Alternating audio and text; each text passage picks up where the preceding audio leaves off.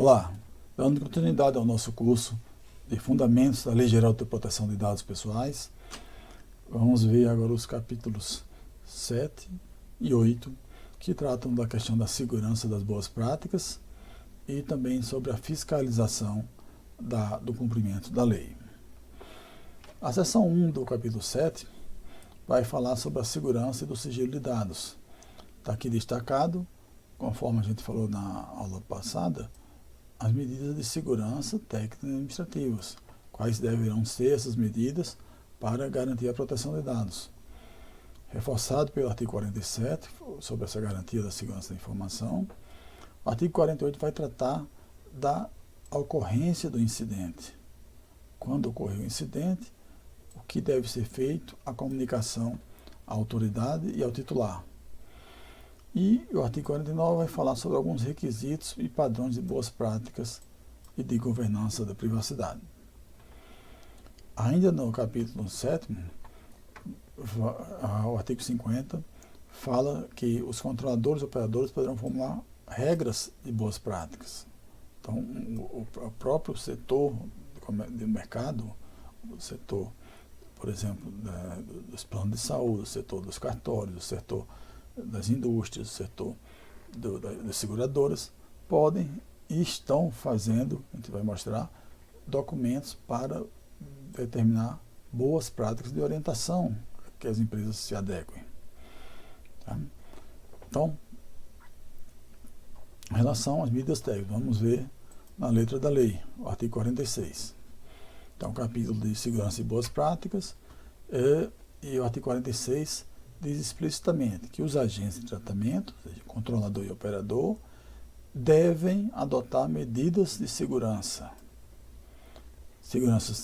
Medidas técnicas e administrativas para proteger os dados pessoais de acessos não autorizados. E também de situações acidentais ou ilícitas que resultem na destruição, perda, alteração ou comunicação de qualquer forma de tratamento inadequado. Rever com calma essa questão do artigo 46. O que são medidas de segurança? São medidas técnicas, por exemplo, a gente teria que ter situações como equipamentos, tecnologias, firewall, barreiras, antivírus, programas que fazem controle de fluxo de entrada, proteger backup, controles de espelhamento de disco, ou seja, a questão de evitar riscos técnicos para que haja essa proteção dos dados pessoais.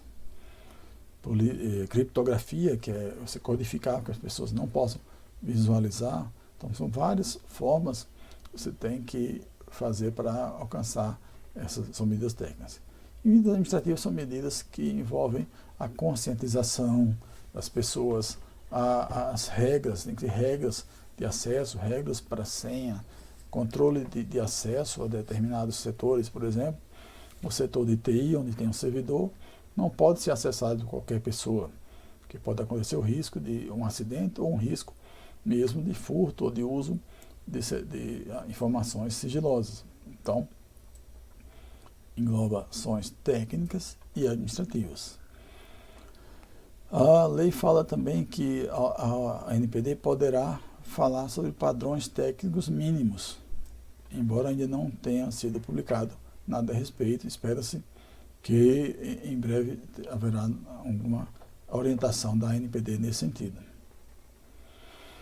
Um detalhe importante aqui que fala o seguinte: essas medidas devem ser tomadas desde a fase de concepção do produto ou do serviço. É um termo técnico que fala o seguinte: na hora que você vai lançar um novo produto, um novo serviço, a questão da segurança, as medidas técnicas, já tem que ser consideradas desde o início, e não depois que lançar, ter que corrigir. Então, é um princípio tecnológico que, desde o início, toda a parte de medidas devem ser tomadas para evitar essas questões de acessos não autorizados. O artigo 47 reforça mais uma vez a garantia da segurança da informação. Ou seja, os agentes, controlador e operador, ou qualquer pessoa que esteja na fase de tratamento, lembra, fase de tratamento, coleta, transmissão, armazenamento, tem a obrigação de garantir a segurança da informação. Se não garantir, é um tratamento irregular, como a gente viu na aula passada. Então, mesmo após o término do tratamento, se estiver guardando os dados, tem que tomar medidas para que garanta a segurança. Quando a gente fala segurança aqui, não é só segurança tecnológica, mas até de controle de acesso, de local protegido, para que não haja o acesso ou vazamento das informações de dados pessoais dos titulares. Mas, mesmo com todo esse cuidado, pode acontecer a ocorrência de incidente de segurança. E esse incidente de segurança pode acarretar em risco ou dano relevante aos titulares. Imaginar que há um problema, um incidente numa empresa ou num laboratório, clínica, que tem vários exames médicos, e esses dados são vazados. Então, isso pode acarretar um risco à privacidade dos clientes. Da mesma forma, vamos imaginar no cartório de protestos, os dados de títulos protestados são vazados, e esses dados são conhecidos por toda divulgada na internet.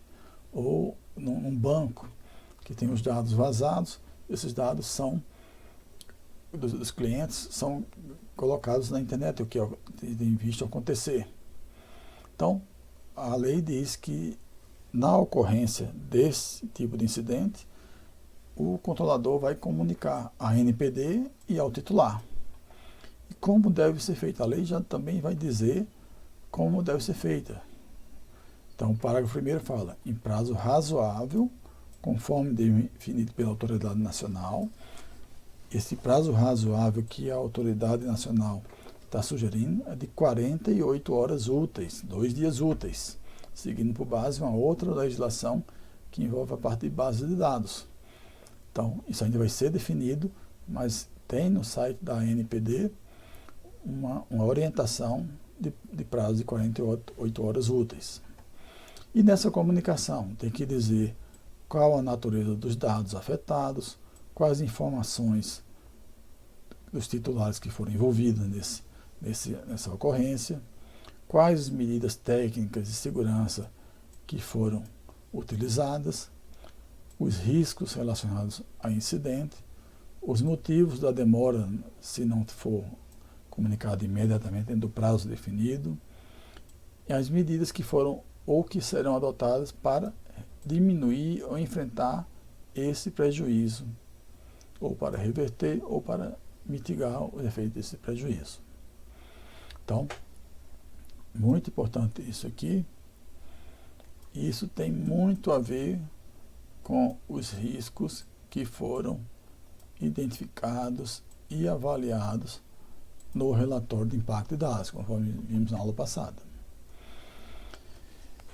E mais o seguinte, no parágrafo 2º diz o seguinte, que a gravidade do incidente poderá determinar providências como a divulgação em meios de comunicação e também das medidas para mitigar os efeitos do incidente. Além disso, ainda tem a situação das sanções e multas. Nós vamos ver em aula posterior que a dosimetria das sanções e das multas depende muito também disso aqui. Se a empresa, o controlador, tomou as medidas técnicas administrativas ou cumpriu os prazos. Então, esse artigo, essa parte da lei, do artigo 46 ao artigo 48, vai tratar muito sobre esse cumprimento de prazos, sobre seguir essa comunicação à NPD, e que isso pode transformar numa avaliação de medidas que vão ser tomadas pela ANPD. Tá? E mais um artigo 49 ainda fala especificamente dos sistemas informatizados. Tem que ter os requisitos de segurança e os princípios gerais. Então, toda essa parte aqui vem muito com o que nós falamos da questão da segurança da informação, da garantia ao direito fundamental da proteção de dados. E dessa forma, a questão das boas práticas envolve essa situação de ter a devida atenção às medidas de segurança. A seguir, a lei traz sobre as boas práticas, falando que os controladores e operadores poderão formular regras de boas práticas. Né? Isso já vem acontecendo em vários setores. Dá um exemplo aqui dos cartórios. A ANOREG, a Associação dos Notários e Registradores do Brasil, já tem aqui sobre a LGPD publicado alguns guias orientativos. A gente vê aqui, ó, uma cartilha orientativa, outra, 5 cartilhas que vão falar sobre orientações para adequação dos cartórios à LGPD. Da mesma forma, as organizações de saúde, hospitais, clínicas, já produziram seus guias também. Então, isso é uma ação que está sendo incentivada pela ANPD e que várias associações, como é o caso dessa dos cartórios, já estão produzindo seus documentos.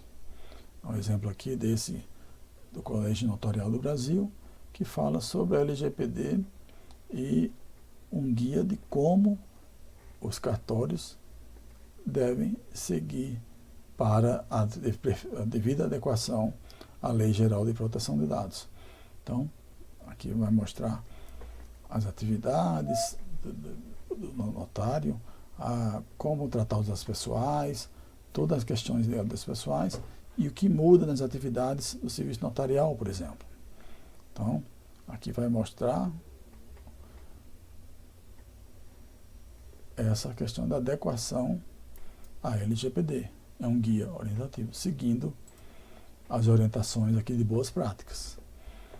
Então, ele vai dizer aqui todas as situações e onde um controlador deve comprovar essa questão do programa de governança e privacidade, que demonstre isso aqui, que ele tem as políticas que assegurem as boas práticas de proteção de dados, que tenha controle sobre os dados pessoais, que seja adaptado ao tamanho da empresa, que tenha políticas com base numa avaliação sistemática de impactos, voltando aqui a questão de RIPD, que tenha uma relação de confiança com o titular, que esteja integrado com a sua estrutura de governança, que tenha plano de resposta a incidentes, ou seja, na ocorrência de incidente, tem que ter um plano de como ser enfrentado, que seja atualizado constantemente, com monitoramento contínuo, avaliações periódicas.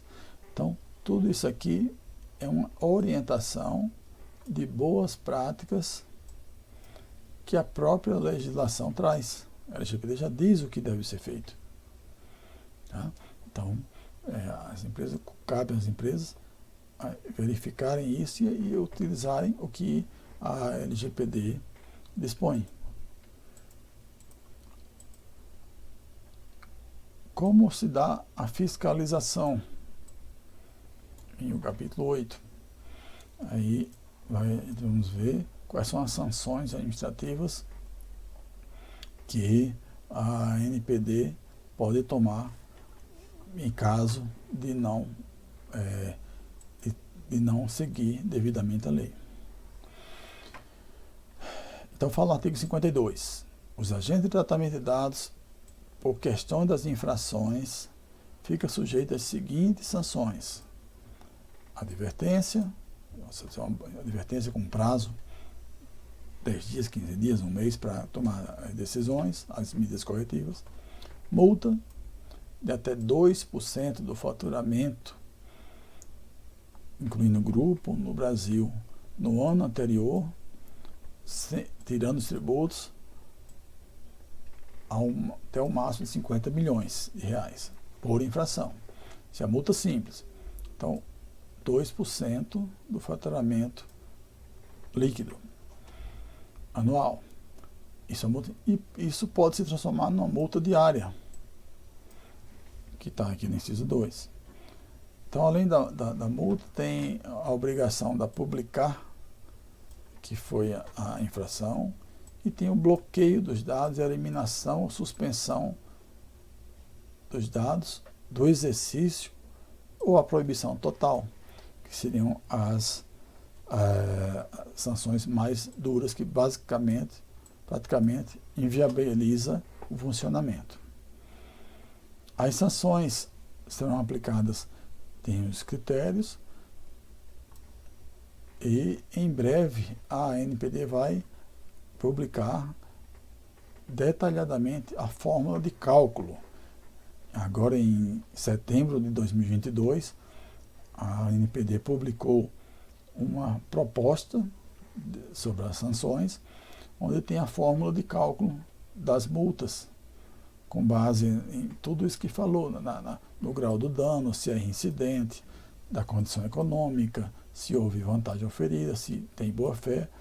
Então, já houve uma previsão e espera-se até o final de 2022 essa situação das sanções estejam definidas, e a partir de 2023, aí sim, as sanções e multas poderão começar a ser efetivamente aplicadas.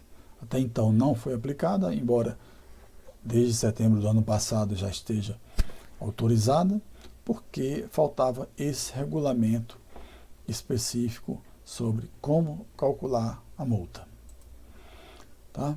Então, com isso, nós concluímos essa parte da visão geral da lei, abordamos alguns dos principais capítulos. O objetivo não é esmiuçar todos os detalhes da lei, só as questões principais, até porque, para ver todas as questões, teríamos que ter um tempo muito maior do que o que está previsto para esse curso.